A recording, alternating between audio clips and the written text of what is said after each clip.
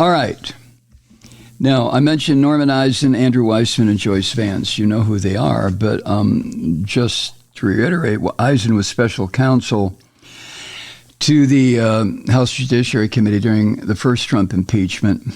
And Andrew Weissman, senior prosecutor in Robert Mueller's special counsel investigation, among other things. And Joyce Vance was U.S. Attorney for the Northern District of Alabama for about 8 years, 9 years, and she now teaches law at University of Alabama, I believe. So they start out by saying this. Let me quote what these three have in the New York Times directly. Quote, "It has been expected for months, but the reality of it is no less staggering. The special counsel, Jack Smith, has brought 7 federal charges against Donald Trump. It is the first time in our nation's history that a former president has been indicted on federal charges, and among Mr. Trump's many legal problems, it has the greatest likelihood of a pre-election conviction."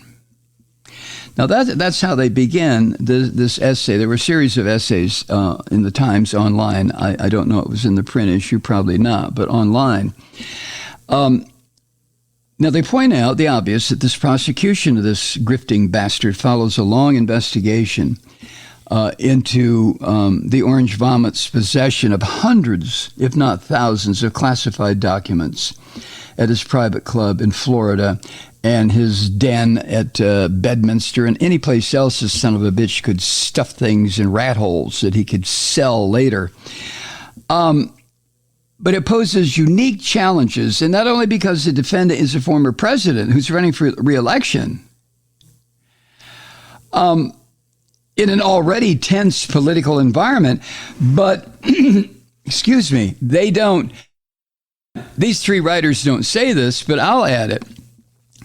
It's the unique challenges include the volatility of some of the crazy bastards running loose in this country. You know, the proud pricks and the oath destroyers and all these 3%, all these anti-Semitic, racist son of a bitches who run around thinking they're men when they're little pissant boys with big guns. That's a major threat. And that is one of the challenges that the prosecution is going to have. So the prosecutors in this case are going to have to deal with the challenge of publicly trying a case that also involves some of this country's most highly classified secrets. This is going to be a trick, a very difficult trick to pull off. Because remember, some of the documents, and God only knows what else this orange son of a bitch stole, but include war plans that Trump asked to have drawn up, and after all, he was the commander-in-chief, right? Were concerned Iran.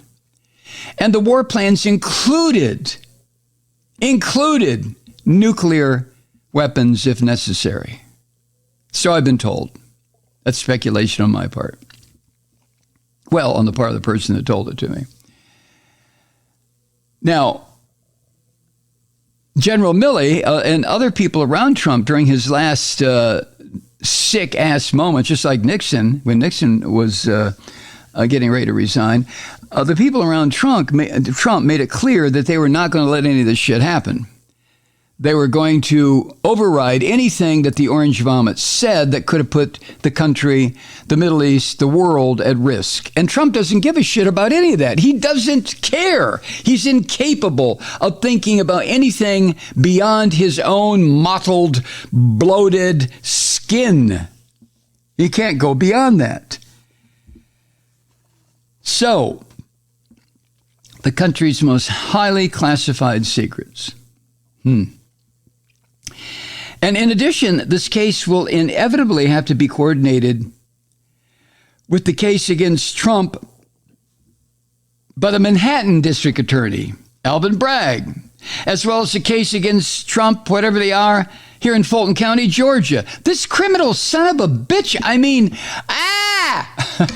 and yet, And yet the Christian nutbucks in this country will continue to support him. He was right when he said he could shoot somebody in Midtown Manhattan and he'd get away with it. And he knows it. And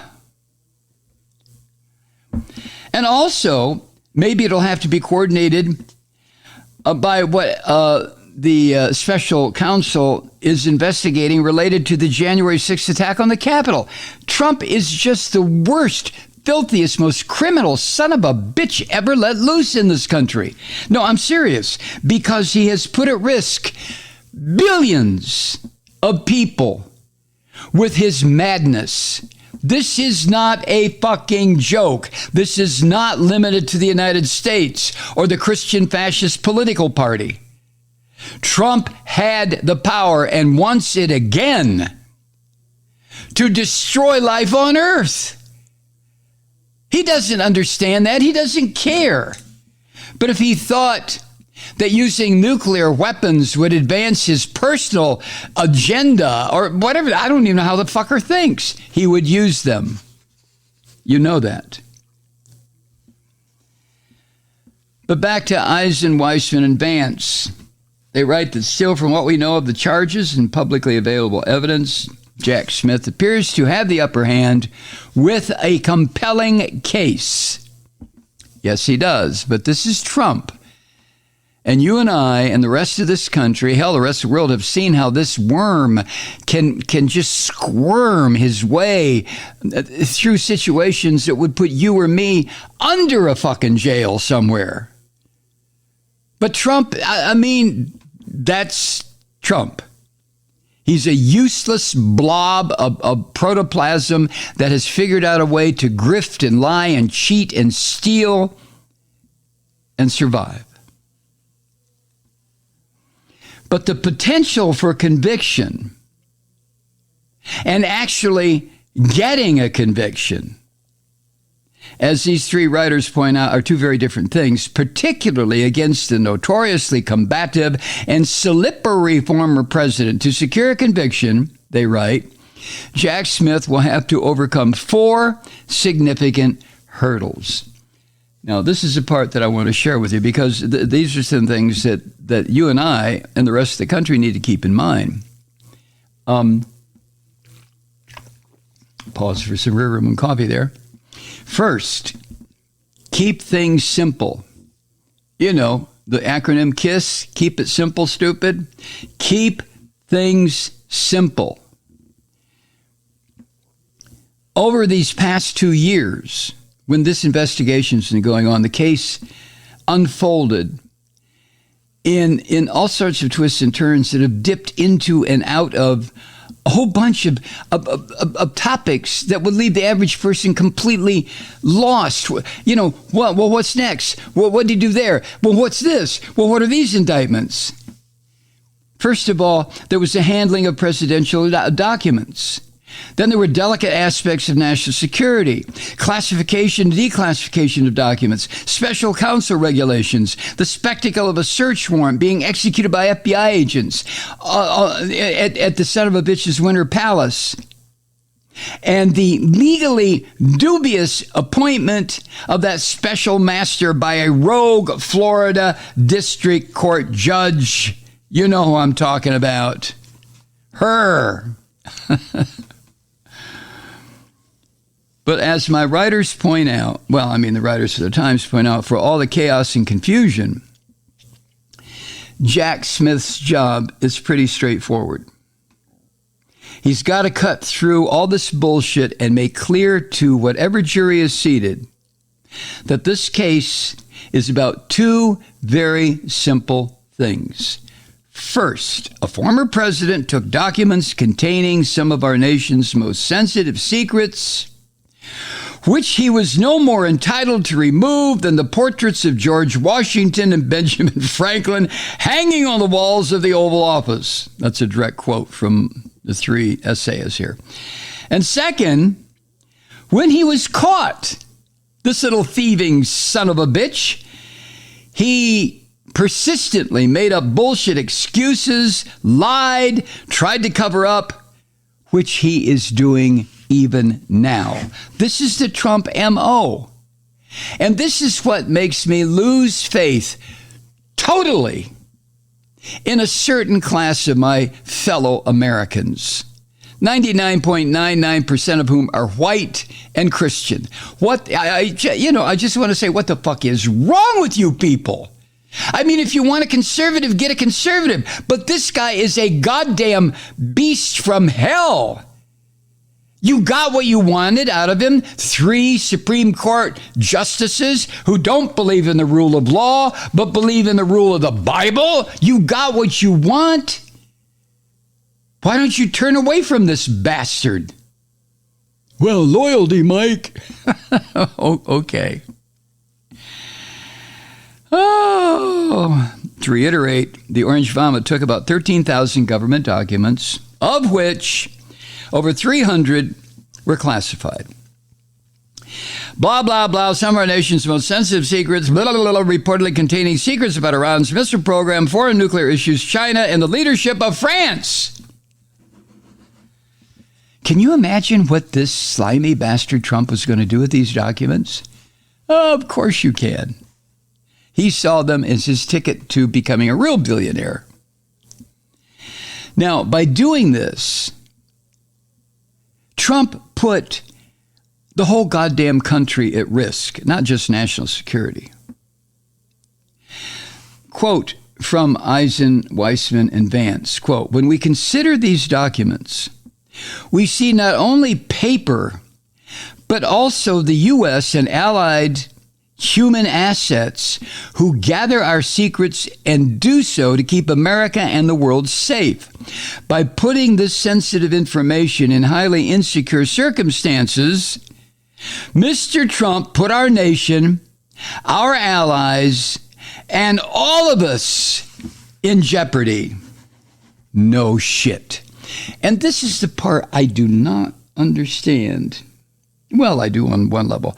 I was going to say why the brain-dead, MAGA, white, Christian, fascist supporters followed this son of a bitch. They would follow him into hell, which is where they're all going to go anyway, if such a place existed.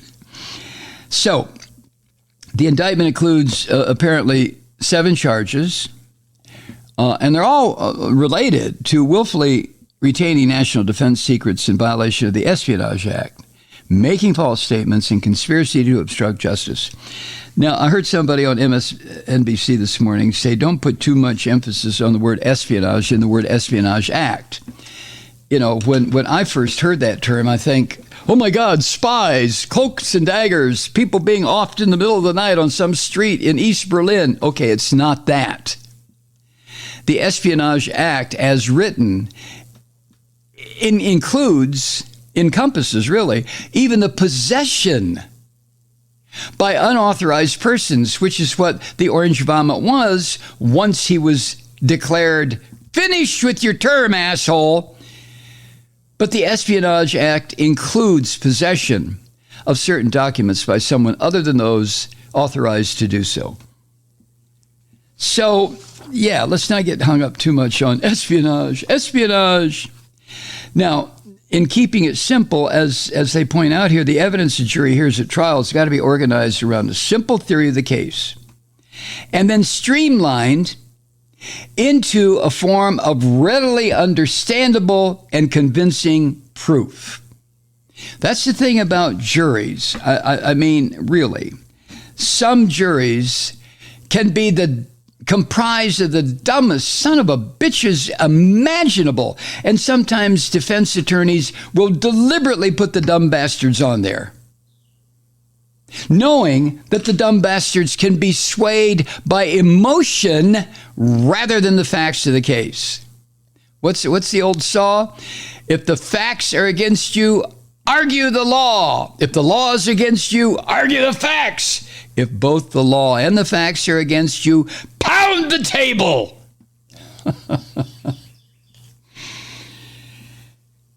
Yeah. Hi, Truth Seekers. Mike Malloy here. You know, the Progressive Voices Network brings you commercial-free commentary from today's leading progressive radio hosts and pundits, like me, Mike Malloy. 24 hours a day. I'm not your typical old guy from the 80s or the 90s talk radio host, and Progressive Voices is not your typical talk radio network. It's a listener-supported nonprofit with no corporate control whatsoever over our broadcast. So hosts like me, Mike Malloy, are free to rant and scream and carry on about whatever we like. We're often controversial, but we're never boring. Weeknights, 9 p.m. in the East, 6 p.m. in the West on the Progressive Voices Network. Always progressive, always on. I'm Mike Malloy. Keep it lit.